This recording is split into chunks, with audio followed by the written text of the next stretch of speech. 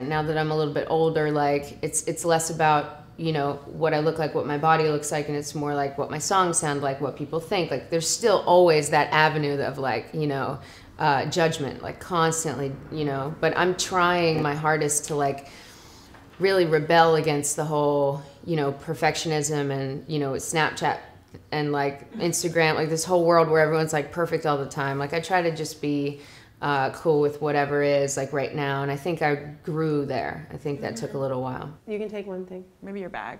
Great. Oh no, you can just leave it on the floor. Sorry.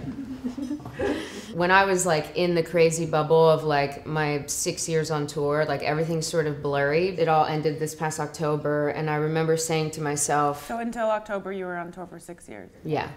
Like just never like... I did 18 tours. Well, I mean, I stopped and recorded albums, but like it was like, yeah, one big album. I like landed home and like laid on the floor and cried for like a month. When Jar of Hearts came out, I mean, I was a waitress for 9 years. I had no money at all. I only had a MySpace page and songs on YouTube. I had no views. I had like no listens. Like I just wasn't out there in the world. It was just sort of for me, my friends. And then I had this one friend who I like to call my fairy godmother, and her name is Kelty. In 2009, her and I talked on the phone, and it was December of 2009, and I said, I think I'm just gonna stay in Philly. Like I've been in LA for 4 years.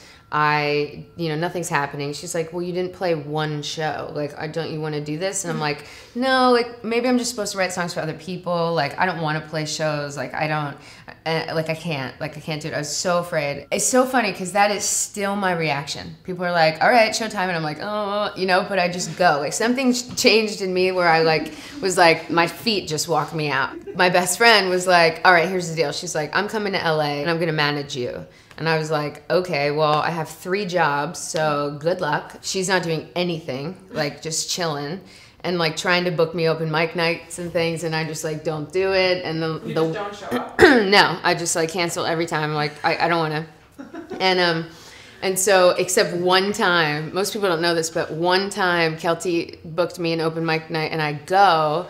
And I'm like freaking out the whole way there. I'm like, I throw up like twice. This is an open mic night. Like I walk in, there's like 4 people, and it's a comedy show for men.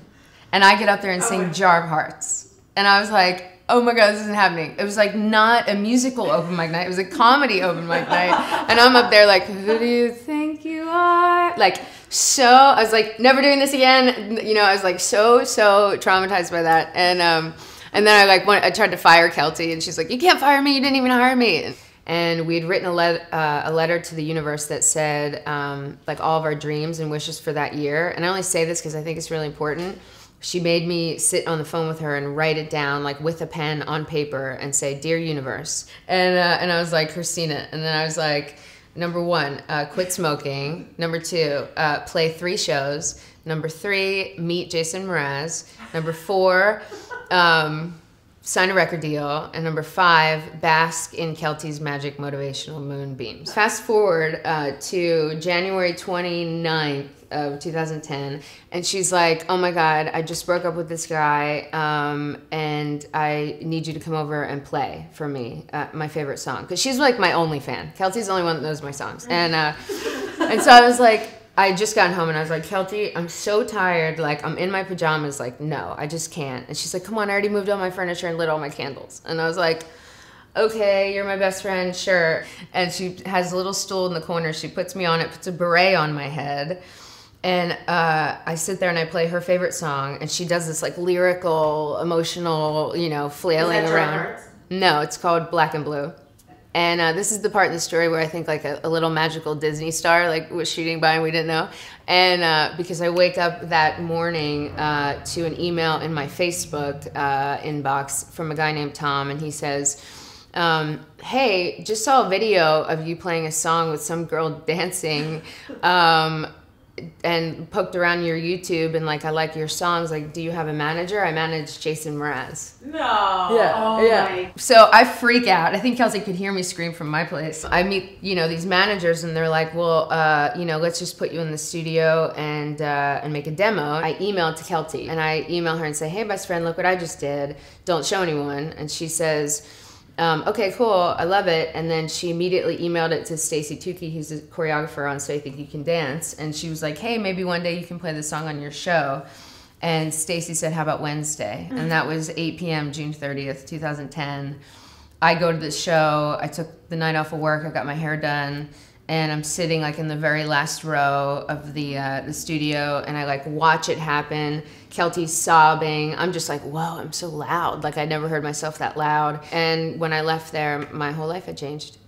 220,000 people bought the song, went to the top of the charts. 9 record labels hit me up. I never waitressed again. I signed a record deal. So by July 26th of 2010, 6 months after you had made the wishes, all of them came true. So how did you get over, like at that point, did you just know you had to get over like your stage fright and stuff? Because like there was just so much pressure. It's probably 1% better than 2010. I mean, realistically, like I wish it was way more and like, but I'm faking it. The second I wake up when I was show day, like I'm sick the whole day, like in my stomach, and then I have trouble eating. I have to drink smoothies because I can't like chew food. It's bad. I didn't think I could really do this. I kept thinking the whole time it was happening that they've got the wrong girl. Like it wasn't supposed to be me. I was also so catapulted, into like, to the moon that like it just didn't feel real. None of it was real. Like, the record advance was like Monopoly money. I was like, what? Like I had $5.26 in my bank account when I got my advance. And like I remember being at lunch with Kelty and she was like, do I have to pay for this again? Like I have our entire friendship? And I was like, yeah, probably. And then I was like, wait a minute, I think I'm getting my record deal today. And then I was like sitting with her when I looked on my phone and it said like my bank balance, and it was just like the craziest number I'd ever seen in my life. And I was like, I think I'm gonna buy you lunch forever. The whole time my life was flipping upside down, and it was so chaotic and like a whirlwind, like literally. I was also trying to be 23 and then 24 and then 25 and like have my heart broken, and like it was just so much that when I got home like in October, like literally I was just like, what just happened?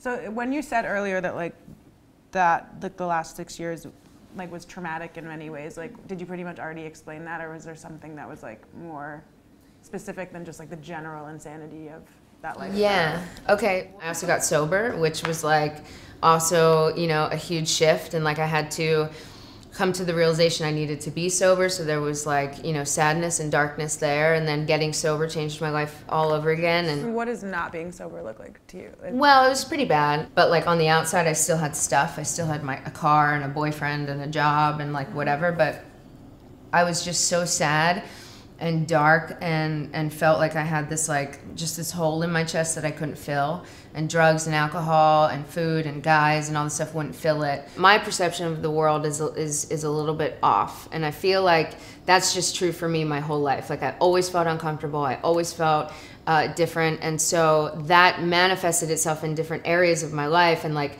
drugs and alcohol were a solution where they made me feel a part of everyone and made me feel like confident. I always thought an alcoholic was the guy drinking under a bridge, like with a brown paper bag, and so I was always like, no, that's not me, I'm fine, I'm only 21, I'm fine.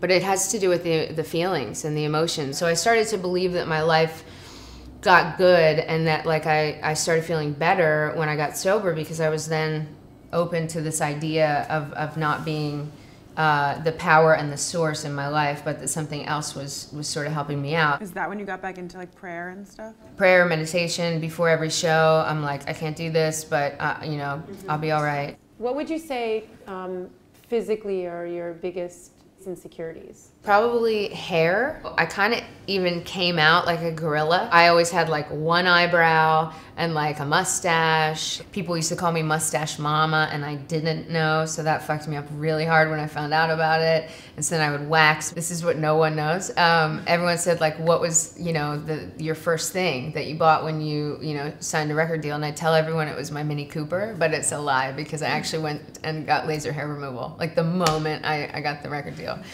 So clearly I have an insecurity with that. If someone's really close to my face, I have to make sure I don't have like a weird chin hair that grew like this long overnight, like it's just like, it's probably my number one thing. The way women look everywhere, on TV, online, is like, is what I'm constantly comparing myself to. So you were saying that for